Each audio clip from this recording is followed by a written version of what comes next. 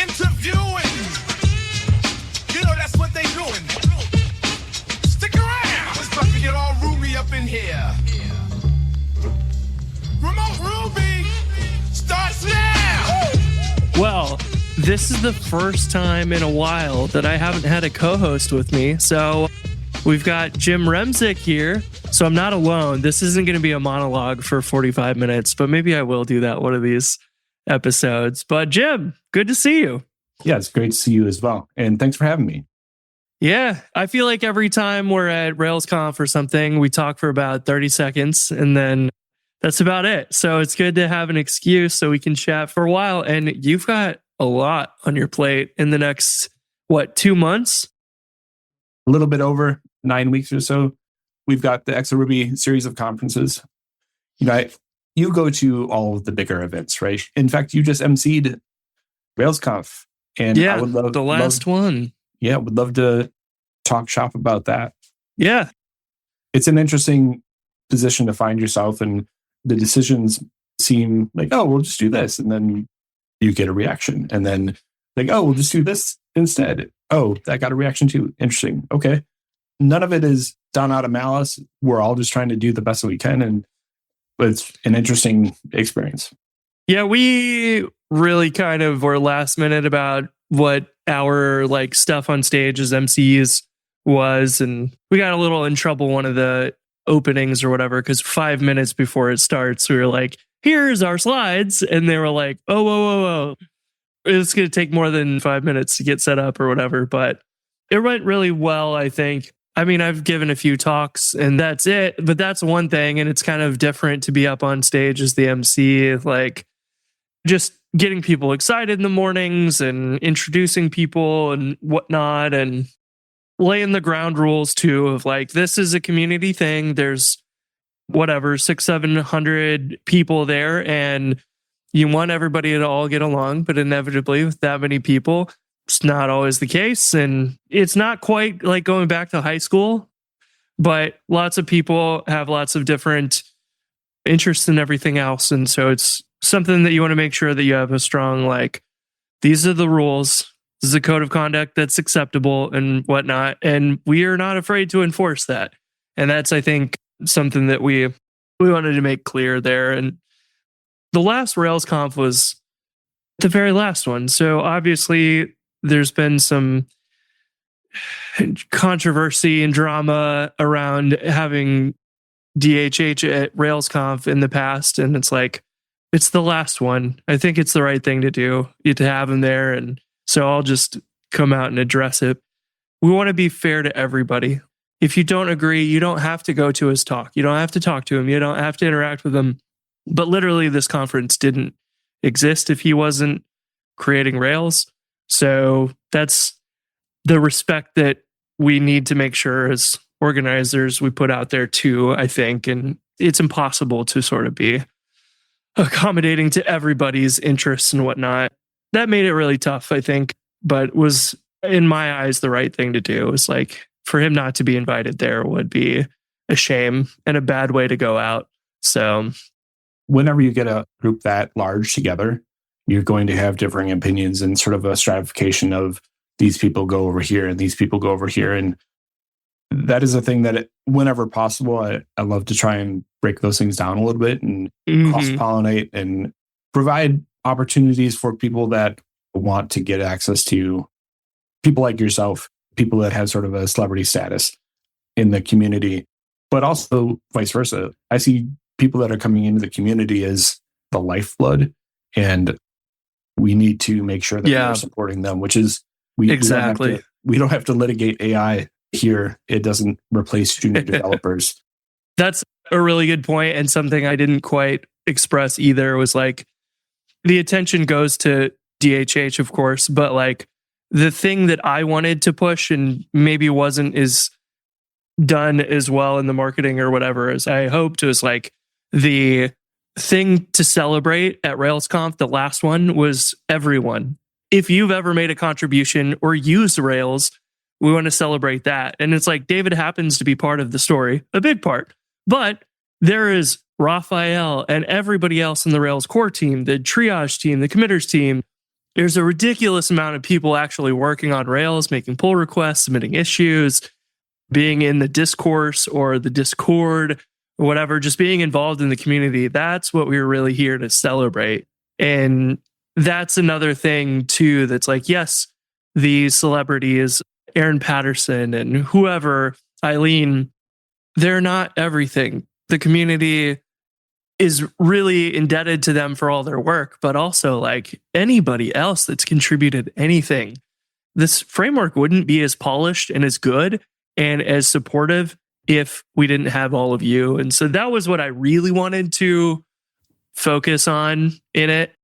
There's so much going on, so many sort of things. I had to do this on the side, and so does Ufuk and the majority of the team. And it's like we didn't have near as much time and effort to put into polishing everything that we wanted to. But that is, I think, probably just the story of every conference, I would imagine. You'll be unsurprised to hear that that is not a unique take. There are so many decisions that go into an event the size of RubyConf or RailsConf, and the teams that put them together are fairly small. And you probably look at the program committee and say, there's a lot of people involved, and those people are focused on the program. And there are some folks at Ruby Central that are dedicated to pulling off a lot of the logistics, and Erin and her crew help with the event production. But at the end of the day, there's not a lot of people involved. There's not. And it's the amount of things that I touched and what Ufuk touched and the program committee felt like a fraction. Because like, yeah, we're picking talks and going through that. And like you're reading through 250 submissions or whatever it was a big number. And comparing every one of those to every other talk takes hours and hours per person. But we didn't think about the catering or the water or the coffee or the sponsorships or whatever else. We did think about a little bit of it, but we weren't like out doing the phone calls and coordinating all that. That was all Ruby Central. And I was amazed at how much work that was. That was wild. And it just made it great for us to be able to focus on like, what are the talks? What kind of talks do we want here? What fits the theme? And how are we going to make this the best end to RailsConf possible? We have to get all those things in line. But if we were trying to also sell sponsorships and everything else, we would not have enough time to invest in polishing that part of the conference. And so I have a feeling that after all the conversations and stuff with attendees and whatnot, people seem to really, really enjoy it. We had several people that were like, this is the best RailsConf I've been to in a long time. And I think that's what I was hoping to hear at the end of the day. Plus, I forget to mention, you guys did a ton of design work at Flagrant for how many conferences now? It's been quite a few, right? Yeah, so since RubyConf 23, we've been doing all of the in-person and digital design for the events. And literally in 2023, we saw what was coming out and we're like, this doesn't reflect the community and we want it to be better. And so we just said, give us the credentials, we'll hop in and we'll make things look good.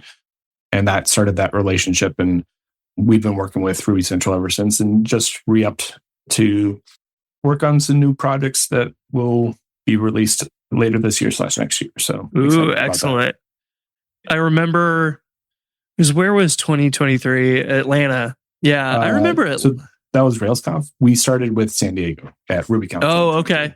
Yeah, RubyConf, San Diego was a good time. But I specifically remember like RailsConf in Detroit and Atlanta had such good branding.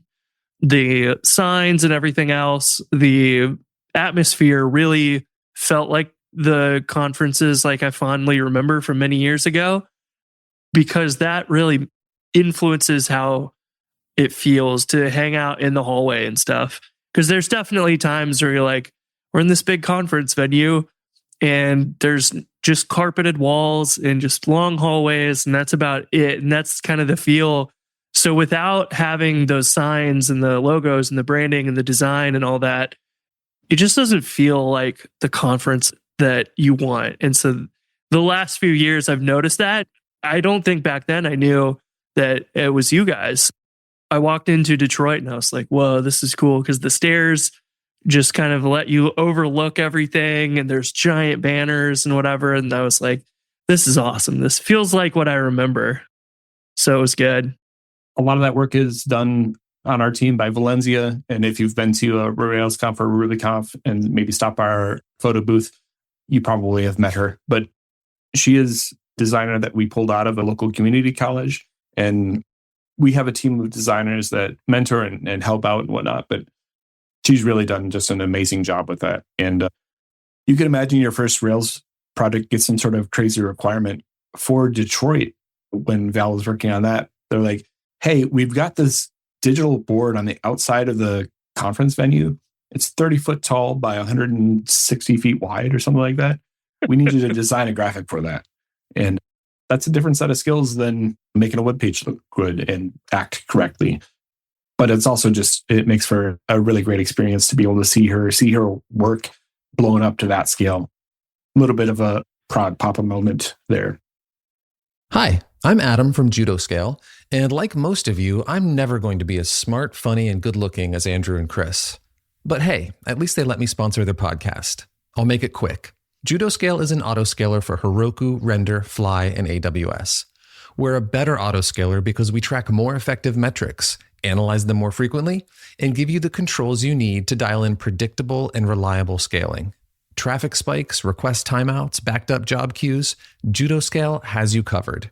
Head to judoscale.com/remote-ruby to learn more. I worked at a little agency and one of the guys was a designer and like we did WordPress and Rails apps. And then at one point, the designer was like, we work for a little coffee shop and he's doing labels and everything else for their bags of coffee and their sign on the window and everything like that.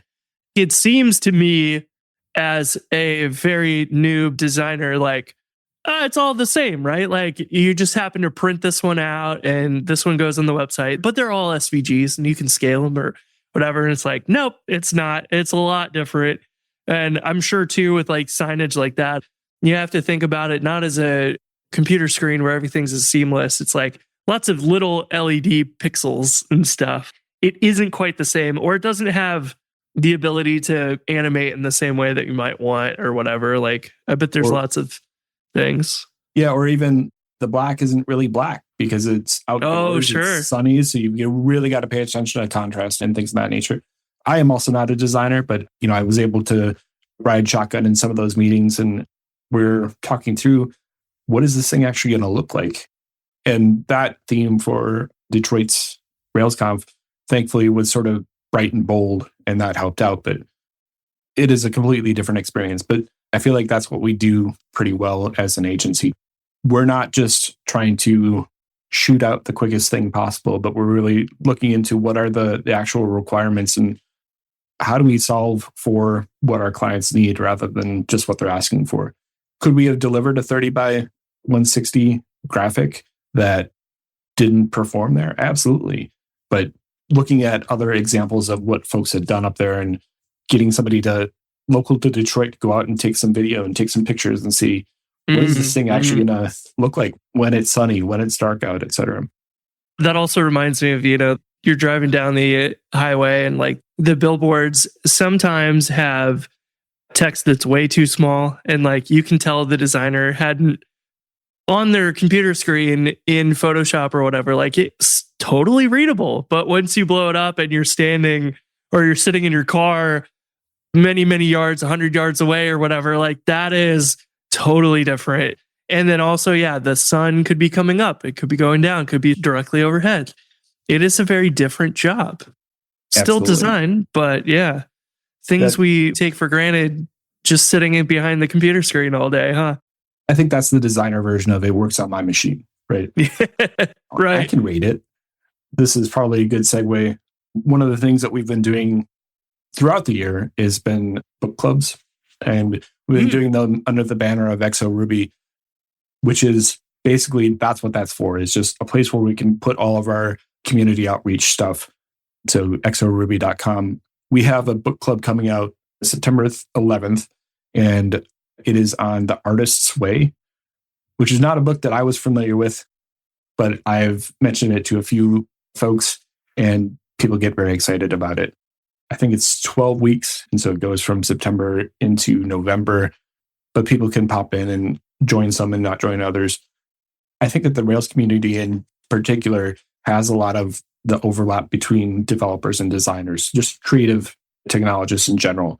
And so this is not the first design book that we've done. We also did The Design of Everyday Things by Don Norman. Oh, I've heard of that one.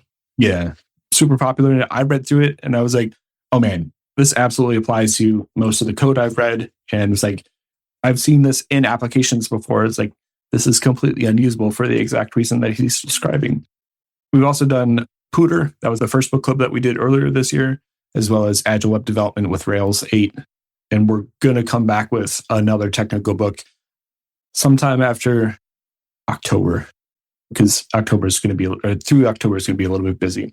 Yeah, a little bit, which we'll get into briefly. But yeah, these are like weekly Zoom calls and you're kind of all reading through together roughly the same speed or whatever. So I think the Design of Everyday Things we did every other week. But what we have started to do is try to communicate with folks that are interested and say, hey, we're thinking about doing this book. We'll set out a schedule, but at that first meeting, we'll talk through it and say, actually, this looks like it's going to be a quick read. Why don't we like shorten the schedule? Or I'm not going to have time to read through 3 chapters every week, so we need to extend it. So, oh, that's fun. Well, I might be joining because our baby is scheduled for delivery September 19th. So I'll probably be just sitting around a lot on the couch because I've had these books on my to-do list for a long time to read. Because one of the things that I remember in grade school when I first started to get into programming, it just opened my eyes into like, instead of looking at a book or a phone or a keyboard or a table even and just feeling it, I would actually start to pay attention to like, I hate this table because the edges are sharp and they always dig into my arms or something. And then I'll be sitting at like our kitchen table and it's one of those big old oval wooden tables with the claw feet. And I remember just always like my foot would rest on those claw feet. And because they were like interesting shaped, I just feel them a lot more. And like just little stuff like that that I would never pay attention to until I started getting into software, like that made me pay attention to design a lot more. And it's not necessarily like aesthetics of things. It's the look and feel and the function, that sort of design that you might attribute to people like Dyson or whatever. Like they kind of like to balance the aesthetics and the functional design and like all the Herman Miller stuff as well and whatever. And that eventually got me into like, oh, you know, this is pretty, but it's also functional and that's rare. And it's really strange to look at some random object for the first time and be like, this is incredibly well designed. I never even paid attention to it. I just knew I liked it, but not why. I think everything that you're describing, I would summarize as experience, right? And it can be the thing that you don't like is the experience of having your arm on that hard edge. It hurts. That's not an experience that you want. And so it's unsurprising to me that you had that early on and that you eventually went on to build Go Rails as a opportunity to do more than read documentation and jumpstart. It's a better experience to get started with the Rails project, right? Like you're solving those common problems for people. That's the same skill set. Did you know that downtime costs $427 per minute on average for small businesses and up to $9,000 per minute for medium-sized businesses? That's every single minute. Honeybadger helps you avoid costly downtime and saves you money by combining error tracking, performance monitoring, uptime monitoring, and more into one easy-to-use platform, helping you fix outages faster than ever. Best of all, Honeybadger is free to get started, and setup takes as little as 5 minutes. Be sure to bookmark honeybadger.io. That's www.honeybadger.io. I think that's what attracted me to Python and then to Ruby and Rails so much was Python was a pretty elegant way of doing things compared to my previous experience of GW Basic, typing my own line numbers, and then getting into some C++. And I even did some assembly on my calculator. I appreciate these languages like Python and Ruby that are scripting languages so that I don't have to worry about all of this extra stuff like types, where yes, it's important to understand the types, but also it's not helping me get my work done as fast. It adds some safety at the expense of readability and my flow and things like that. But then I got into Rails and was like, this is the first framework that has spent so much time on terminology and stuff like that. Looking at even just Active Record is mind blowing how elegant it is to read, where you're like, product has many reviews, yada, yada, yada. Like all the stuff in Rails, I could almost give to my parents who haven't maybe either ever coded or my dad has in the past, but like in the DOS days, he could grab a Rails app and understand it. He may not understand that this is like a layer over a database or anything like that, but at least conceptually it's there. And that was something that I found so interesting, which has been really fun to like work on Jumpstart, because it's sort of the meta level of I'm not being asked to go build the product.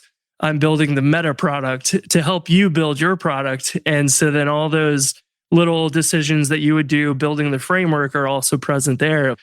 Okay, I got to integrate with GitHub's API or some random API that there's no gem for. Well, Jumpstart ships with the API clients so that you can just go do that really quickly. But also, I've taken the time to implement that so you don't have to grab a gem off the shelf. You can integrate with the API and only add the 2 endpoints you need rather than grabbing like OctoKit from GitHub that has literally every single endpoint built, even though you only need to use 1 or 2. There's no reason to grab that big thing that's going to constantly be churning around code that you don't care about. And then your dependencies have to wait for them to upgrade to Rails 9 or whatever happens.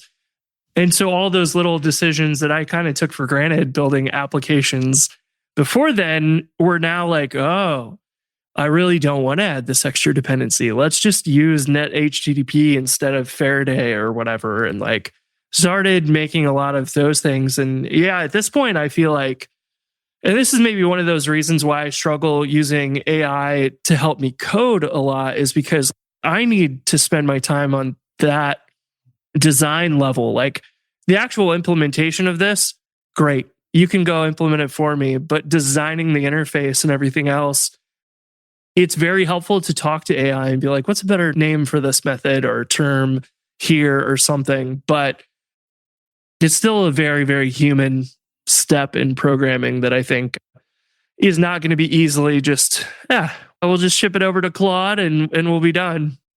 I just saw a post this morning from somebody who said, great, so you're replacing a junior developer and you're putting all of that into a system that can't possibly learn from the exercise. And so you're getting rid of the junior, they're not getting skills, and you're losing everything that you learn as you go through this process, unless you go through the additional step of pulling it out into prompts, documentation, etc. I don't think that we're going to get to a spot where you just tell code that you want an application and it produces an application. There's always going to be an interim step. It is a fantastic tool. Definitely, I have ethical and legal concerns about AI, but it is also the tool that makes people very fast.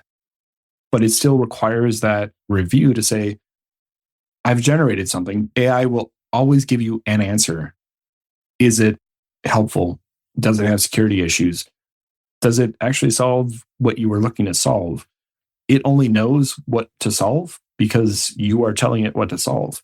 And so I don't know exactly how to get the human out of that cycle anytime soon. I suppose we'll see. Yeah, I am in the same boat. And that's, I think, the discussions of like, oh, we're laying off all these people because we're going to just use AI is actually masking the real thing, which is they overhired and they didn't actually need all those people in the first place. And there was a lot of that going on during COVID and whatnot. Companies just like Google, just hiring people just so that Facebook doesn't get them or whatever. And it's like, they're also having internal lots of changes where, unfortunately, I think we're seeing GitHub change a lot to be 100% Copilot focused, just selling people to use Copilot and watching them move the Rails back end rendering views and being great and fast into React on the front end. Literally yesterday, I went to go use a feature that's been around for years and years, and it's temporarily not functioning because they've removed it because they're in the middle of, I guess, re-implementing it in React or whatever. And why even ship that until it's finished? Like, you just cost customers features that they're used to having, and it's, I don't know, it's a weird place. And I think it's definitely tough on juniors because it was already hard enough to get a job. Now you're telling me that AI can do a better job than I can. How am I ever going to get past that level? And sometimes the juniors probably just need to be too naive and just keep going and ignore all this conversation. That might be the answer. I don't know. I think that is absolutely correct. The number of times where I've gotten into a situation where I understand eventually that somebody is asking me for permission to do a thing. Like, oh my goodness, do the thing, please. Yeah. Like, yeah. What is the worst thing that could happen? You wind up not solving a problem. Okay, but in experience, you'll learn a lot along the way. And I think that if we don't continue to bring new developers in to the community, we are starving the pipeline and we are not going to have a future. And that's not necessarily just Ruby or just Rails. That is development in general. That has been one of the goals. I have people that come to me that are like, hey, Jim, I want to be a developer. I've studied, I've got some toy projects under my belt. How do I get a job? And I'm like, I have no idea. I haven't had to apply for a job as a junior for 20 years. And so I do have some ideas, and it basically boils down to talk to a lot of people. We have the ability to get the email addresses or contact information or social profiles for pretty much anybody you could imagine. If somebody wanted to talk to you, I'm sure that they could get a hold of you, and you probably would take that call most of the time. And same is true for me. And as soon as you know that somebody is looking for a job, you've done the Scholars and Guides program at RailsConf before. Yeah, it's amazing. And if your scholar reached out and said, hey, I'm looking for a connection, I'm looking for some way that you, Chris, might be able to help, you would probably drop what you're doing and try and help them. And it's because at the end of the day, you know that person, you know what they're capable of, and you have some faith, interest, belief, whatever, in what they could do. And if you didn't meet them through that Scholars and Guides program, and they showed up and said, hey, can you help me? I'll try, but I don't really know. But what happens is you turn into a signpost. If somebody comes to Chris and say, hey, I'm looking for somebody that can help me out. It's a small thing. I don't need a senior person. Do you have anybody in your network who fits this mold? And you think, oh, my guide from 2 years ago, this is the perfect fit for them. And so those referrals, those signposts that are the relationships that you build in the community are so important. And they feel really hard to create right now. And that's one of the reasons that we're putting together the Exo Ruby conference series, is we wanted to give people a reason to get together. We wanted to lower the risk as much as possible. So you don't have to travel to a different major metro. You don't have to spend a week in a hotel. It's $100 ticket. That's not nothing, but it's super affordable, especially for people in this industry. Yeah. And if that's the blocker, let's talk, because I'd rather have people in the room that are Rubyists or Ruby curious and want to be a part of the community. When I co-chaired RubyConf Chicago, I had somebody come to me, and he was a guide at the time. He's like, I really want to be part of this community. And I said, I've got good news for you. You're here. You are part of the community. And since that time, we've worked together on a couple of different projects, and he's going to be speaking at San Diego. Amazing. There's a virtuous cycle there that is, it takes two. We referred people to each other. He happens to work at a company too that we're seeking sponsorship from as well. I didn't know that before we talked to him, but it just so happens. So now I've got a referral on the inside that can help us make that communication happen a little bit more smoothly. Yeah. When I got out of college, I had been doing Rails, then got a job doing Perl. And I went to like the local Ruby meetup, which is hosted at this little agency's office. And it was 10, 12 people or something. And I show up, I don't know anybody. So I start talking to everybody, hearing about what they're doing, and meet the guy who owns the little agency. And then was like, I just graduated. I've been doing Perl. I don't like doing this. I'd love to get back to doing Rails. And that very quickly led to like an interview. And then, one of the things I'd give as advice is like, just go build stuff. Put yourself in the shoes of what an employee would be doing and go build stuff. For that job, I was teaching myself Heroku and production migrations. And so I built an app badly on purpose and then had to run migrations and not lose production data and move stuff around. And just was trying to imagine what it would be like to be an employee at a company like that. They were like, whoa, nobody does that. That's crazy. But I was just doing stuff because I knew that like if I want to get a job, this is what the job is going to be like. And I feel like over time too, the title of junior and mid-level and senior and staff and principal have all shifted quite a bit. Where a junior, you could be a junior for a couple years in the past. And now you're like, you just kind of jump in and you're like a senior pretty quickly in like 2 years of experience. And it's like, these titles aren't really what they're cracked up to be. And it's like, you probably just need to go build stuff. And then you'll skip the whole junior role entirely because you're probably just as good as some of the mid-level developer roles half the time anyways. But that comes down to my experience was the same, like going to these meetups. I wish I had not been as awkward, but like in 2010 or 11, went to Ruby Midwest in Kansas City. I have a Honeybadger t-shirt from that.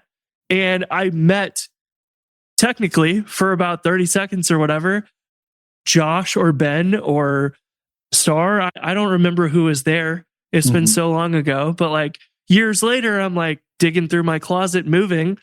I have this t-shirt from way back then. I didn't even realize they were at Ruby Midwest, but those are like friendships I probably could have made back then. And who knows what happens. It can be a little scary, but I like these with XO Ruby. They're going to be intentionally small. And that was what made it more doable for me because I'm not going to go up and submit a talk at a conference in front of 600 people. But like, you might convince me to give a talk in front of 50 people or 100 people back early in my career. But I was afraid because all these people may have more experience than I do. And what the hell am I going to get up on stage and teach them?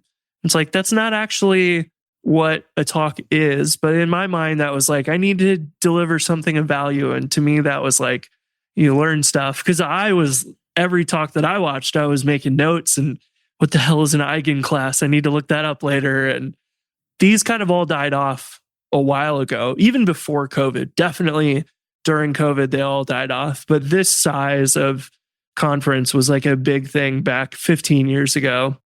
And I'm really excited to see this stuff, to see what you guys are doing. And other people are also starting lots of similar size conferences. But I think this is very, very welcome, I'll say.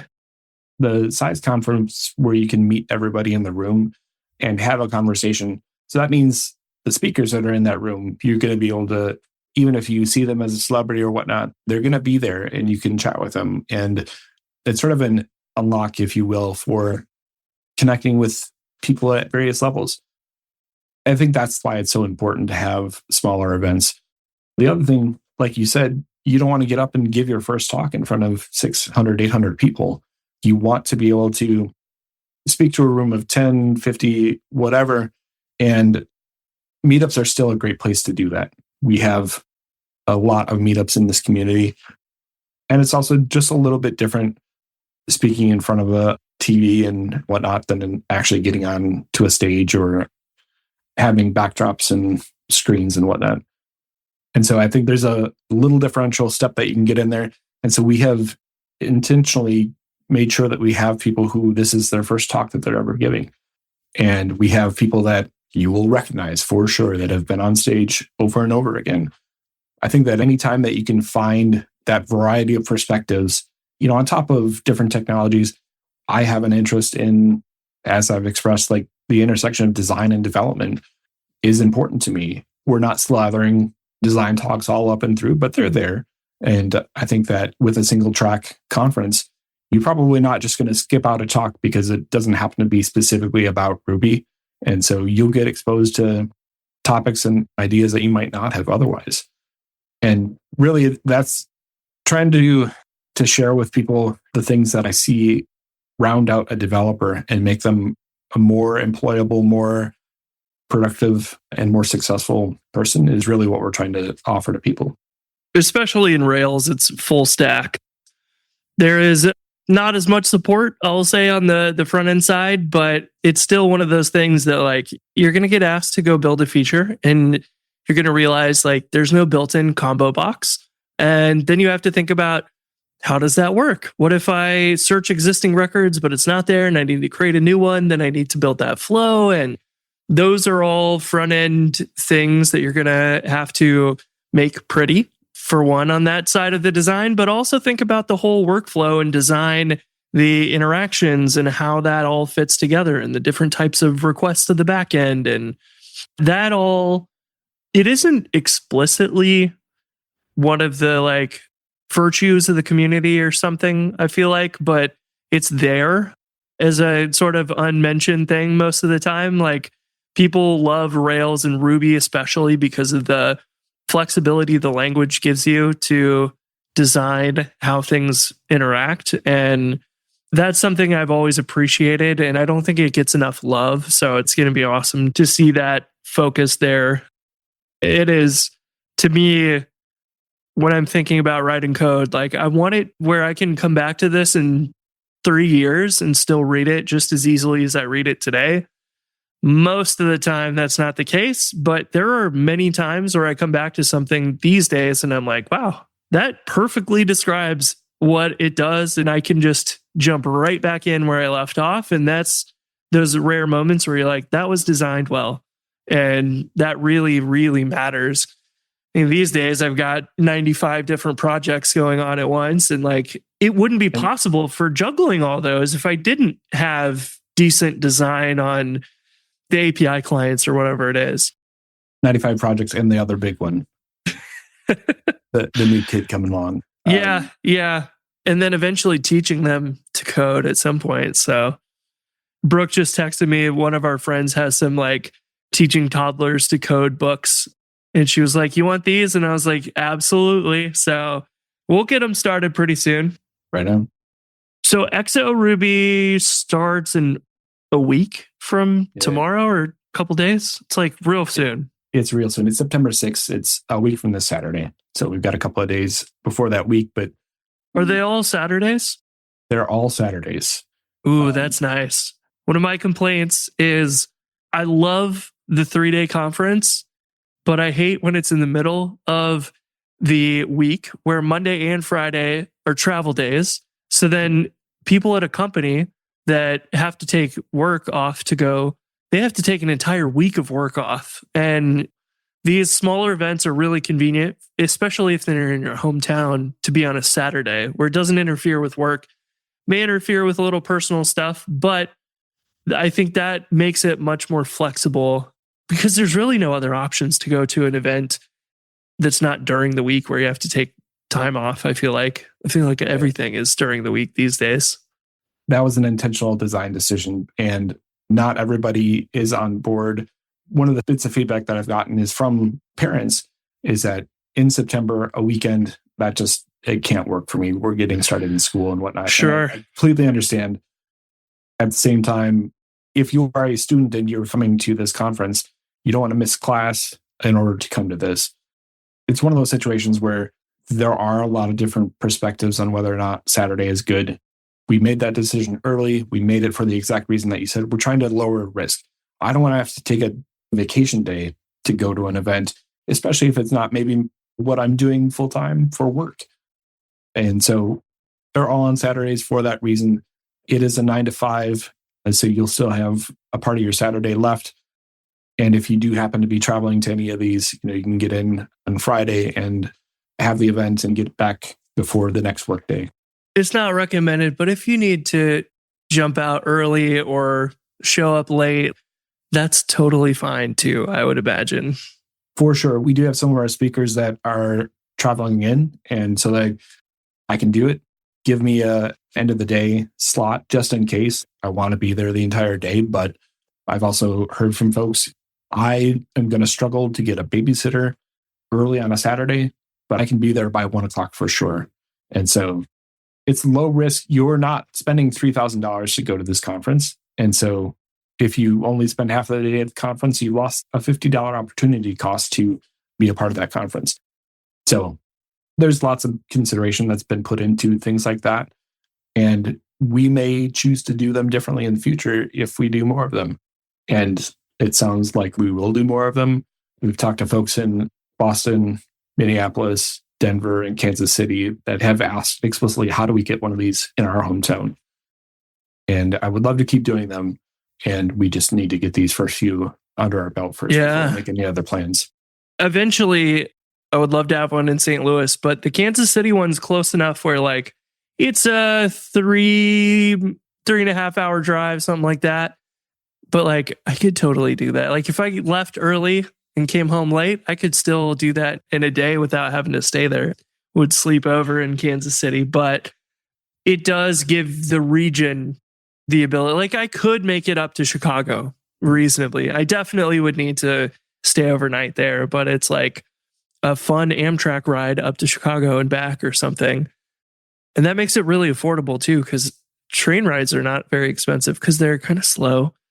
They're much more comfortable to work on than an airplane, at least for a man of size like myself. Yeah. So then Chicago's first, and then you are traveling between these. You're road tripping. I'm road tripping in between. So we're going to drive, I lost track of the mileage in between cities, but the plan, such as it is, was to go far enough that somebody from Chicago probably is not going to drive to Atlanta. And so we don't anticipate people going to all 6 of them. It would be awesome if people want to do that, but I'm driving far enough away that most people wouldn't make that drive on their own. But I'm doing it over the course of a week. And that's going to give me time to hang out in Chicago and talk to people in Chicago, get in early to Atlanta, talk to people in Atlanta.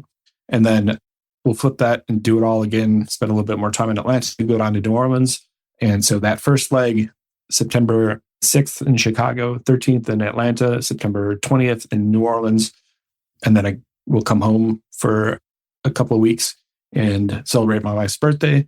And then do the big trip, which is we're sponsoring Rocky Mountain Ruby as Flagrant. And so we'll be there October 6th and 7th, I think, and then drive from there to Portland and then San Diego and Austin. It's really a big swoop of the country that we're. Yeah. And you mentioned earlier people that are starting up new conferences. Travis Doctor, Blast Off Rails, going to try and meet up with them in Santa Fe while I'm passing through. We talked about maybe getting a meetup together while we're there too. So, ooh, that'd be fun. That's the thing that you can just make a meetup. You could just post in Twitter or Discord or Blue Sky or Ruby Social or whatever, or LinkedIn, and just be like, hey, I happen to be in the city. Any other Rubyists here want to grab lunch or dinner or drinks or whatever? Like you can just make these, and that could be where it starts. One of my favorite things was like, at the airport in St. Louis on my way up to Detroit, I'm standing in the line to board the plane at Southwest, and like some friends from Kansas City, friends now, but I didn't know them then. They were like, "Are you Chris Oliver?" And I was like, "Well, this is weird." Normally, if that happens, it'll be at the airport when I arrive at the big conference, not in St. Louis. But they had a layover from Kansas City to St. Louis to Detroit. And then as I was walking into the opening keynote, a guy stops me and is saying hi and mentioned offhand that he lives in St. Louis. And I was like, I live in St. Louis too, right? And he's like, no. So those are the connections that really we've lost. Our St. Louis Ruby meetup is like a sub meetup. It's held during another meetup, like a bigger one. And so it's only like 4 or 5 people. And it used to be like 8, but it was just a struggle. I'm part of that problem now where I don't want to drive all the way downtown on a weeknight and then drive all the way back in traffic and whatever else. But you could totally just find some people and then just go to a coffee shop in a random afternoon. It could be a Sunday afternoon, whatever works for you guys. It doesn't have to be we rent a place, we have food catered, whatever. But I like what you're doing here is like traveling around and kind of making that happen, but being even more deliberate about it. Here's the locations, the dates, plan for this, take one day off and spend it with us. I think it's a great way to do it.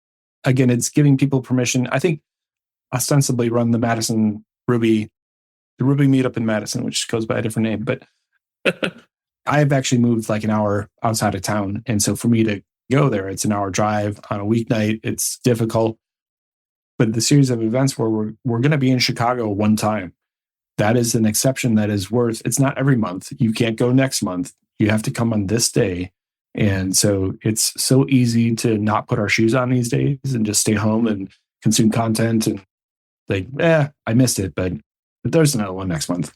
And so these are exceptional enough that we're hoping that people will show up and come out and meet some folks and potentially change the course of their career. Right. Find some friends, build some relationships. I really do like that, where that is the tendency of the meetups, where it's like, I missed this one. There's always next month. When it's not recurring like that, or it's every year, then it's really more high stakes where you're like, actually, I'm going to commit to going to do that. Because if I miss it, then it's going to be a long time till the next one. Like the RubyConf and RailsConf now have become kind of like, this is the time of year I see all my friends. I have friends here locally, but they're not, for whatever reason, as deep of connections as I have with the people that, and I guess this too is like, Erica McDevitt came out to RailsConf and was my scholar that year. And she was, before we met, we did a Zoom call. And before we met in person, it was like asking me, is everybody here just like trying to get a job? What is this? What are these conferences? And I was telling her, it's like, it's really the opposite of that. Like, yes, people do get jobs at these conferences, but like, I've gone to Drew Bragg's wedding. I have all these friends around the world now that would be happy to grab dinner or whatever. Any country, probably find another Rubyist there. Like, these are friends and almost family at this point. Definitely family for some of them. And that, I think, is the other hard thing, is like when it's only once a year, the first few times they're all strangers. But after you do it once or twice and you see those familiar faces and you've gone out having dinner with them and like spent some actual time together, that really makes those connections super strong. And like these, I hope, take off with that exact same end result for people that attend, because that really made a big difference for me. It was when I was like a student right out of college or in college, because I went to Ruby Midwest and Ruby on Rails while I was in college. And those were two just career-changing experiences. Like, I knew that I wanted to stick around and continue doing Ruby for the long term. And I think it's events like this that really, like you said, there are 100 people. You could talk to every single person there if you wanted to. And you should try to do that. It's amazing, the people you'll meet. So yeah, I'm super excited. I don't think I'm making it out to any of these with the baby on the way, but New Orleans was like, I could go visit Colin and hang out there. Chicago's close. I love Atlanta. Portland, always need an excuse to go there. And San Diego, of course, and Austin. I think these are some great places. And I think, did you kind of choose these because there's already some decent groups there that you can kind of use as a foundation to get these started? Yeah, absolutely. It seems random, and it's definitely not. You'll recognize many of these as former RailsConf or RubyConf destinations. Mm-hmm. So there are community connections there already. We tried to work with local user groups as much as possible. So Michelle and Anton and Dan in Chicago, and Frank in Atlanta, and Nathan in Austin, and just all these places have meetups to some degree. And Chicago's got 4,000 people on their meetup list. Are those 4,000 people all current members? No, but there's enough there to work with. And in hindsight, I should have done a trip up to the Northeast because everything is so dense up there. There are very active groups up there. I'll let you in on a secret. This was originally not going to be just 6, but it was going to be 12.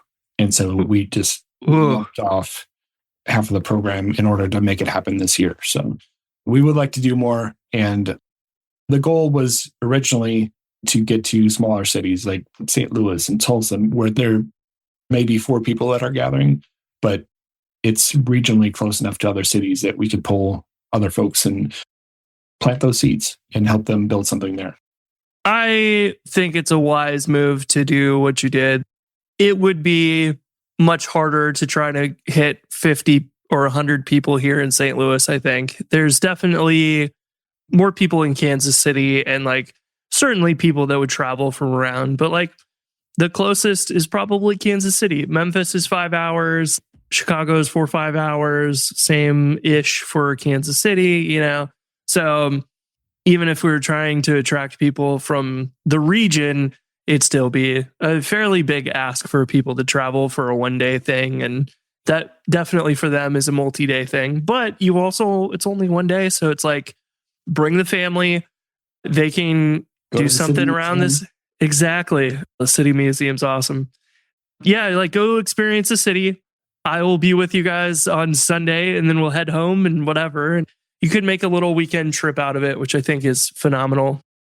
Like we said earlier, it's like when it's purely for business, yeah, you can probably convince your boss to take off the entire week. But I think there's just so much room for the small one-day conference that I really, really miss from the days like even when Jason was doing Southeast Ruby and stuff, and bringing that kind of thing back that's hopefully low effort on your end, that they're pretty easy to put together, not a ton of money, not a loss. You know, I know Jason and a lot of people who have tried to do their own thing. It's like, yeah, we lost 5 or 10 grand the first year. And it's like that, well, you don't want to have them have that experience and then it never happens again. So I hope that we can convince people to come out. Chicago, I'm not sure when this will be finished editing. Chicago may or may not have come and gone by then, but grab a ticket for one of these other ones, though. And maybe we'll get this out early. Fingers crossed. We'll see what magic Paul can do. But yeah, any other things you want to talk about? I know we're running out of time, but I think we covered really good gamut of discussion or gamut of, no. No, I think that's good. We've talked to her a lot. And I think that if I was going to add anything else, it would just be that I hope that people realize that they can just do things. They can just build. They can just get together with folks. I think the other thing is that people might not understand that a conference doesn't have to be 800 people and it doesn't have to happen in a major metro. You could do a conference that is small. And if you get 20 people, that's still a huge win. And you're going to build some relationships amongst those 20 people. So I'm excited to see what Travis is doing at Blast Off down in Santa Fe. And me too. Like, that's not a mecca for Rubyists, right? But right. If you can reduce the risk, and I know that he's conscious of this, your venue doesn't have to cost $10,000. You don't have to provide all-day food and beverage and whatnot. It can be a simple thing and still be pretty amazing. Yep. I also like, for Blast Off especially, is like, I think I've either never been to Albuquerque or I just drove through and never stopped and got to explore it. And like, that's awesome. If I go to Blast Off Rails, then I can go explore a city I've never really gotten to before. And like, that's what I really like when RailsConf or RubyConf or Rails World is in a different place. I get to go explore. I try to make sure I spend an extra day or two and see. Never been to Amsterdam.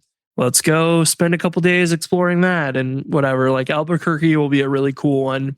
I hope we can do that in St. Louis at some point. There's cool stuff in St. Louis, and I can tailor that so I can make sure to point people in the right direction. You can go hiking here. You can go see the Arch. You can go to the City Museum. All those different things that really make the experience of like, yeah, I did go to a conference, but also like, got to explore this new city, and you really get a lot more out of it than you might expect. Absolutely. That's another reason to choose the cities that we did is they're all really great, interesting spaces. And so we're trying to make sure that the venues reflect that. And so they're all going to be unique in their own way. Yeah. Love it. Well, it was good catching up. I'm glad we got to finally chat. We could have done a 30-second podcast like we do at the conferences. Next time, which is probably going to be RubyConf at this point. They still haven't announced RubyConf 2026 yet. I believe the next Ruby newsletter is going to have some information to that effect. I don't think it's going to happen before Rails World, but yeah, I have my 7 days left on my screen here for Rails World. My talk is done, but I had to upload my slides early, a week earlier, more than a week early. And I'm like, I just will continue tinkering and finding things that I need to change and improve. So I got my anxious 7 days left. But yeah, well, I'm excited. I'm really looking forward to hearing how all this goes. Fingers crossed it goes well and it's sustainable and something you can keep doing. And those other 6 cities that you crossed off the list just get added to the list. And I hope Kansas City is one of those. There's been a surprising amount of interest from Kansas City. So it's surprising to me, but that's what we wanted. We wanted people to self-select into something like this. Yeah, I know all the brand new box crews out there, and Ruby Midwest had a good 100, 150 people or something back in the day. Granted, that was 15 years ago, but it was awesome. I still have, my parents are cleaning out their house. Mom dropped off a bag and was like, here's some of your old junk. And it's like, I didn't want to throw it away. And I was like, this is the pamphlet from Ruby Midwest, like 2011 or 2010. People I know now that were speakers. And I'm like, I didn't know Dr. Nick spoke there. Yeah. I got to go hang out with him in RubyConf Australia. And that was super fun. But like, I know those little conferences were like, I did not take advantage of them back when I was young and awkward and too scared to say hi to people and stuff. But I think that's something that I got to make sure I encourage people to go to these. Don't be that. Go find out what people are doing. What are they working on? What's interesting to them right now? Go find out. And like, you will maybe stumble upon that interesting, like you've got the interest of design and development and stuff. It's like, you might find that you're talking to somebody who's got a weird combination of like, I met some guys in rural Missouri. They live in a town of like 50,000 or something. They've got startup offices there that are funded by the state, and they've got their own coding course and all kinds of things are going on in like farmland down there. Some farmer is building these little sensors to keep track of his like water and other things in fields all around the country. And they showed me a map and it's like just 10,000 different sensors across the East Coast and the Midwest and everything. And I was like, what? And they're building apps in Rails and controlling that kind of stuff with their Rails backend or whatever. And you'd be amazed because you might be a farmer and be like, I like coding. And then here you are. Now you found the perfect place to go work or whatever. Like the interest of people in program, it's so broad. You got to find your niche that you really love and get into that.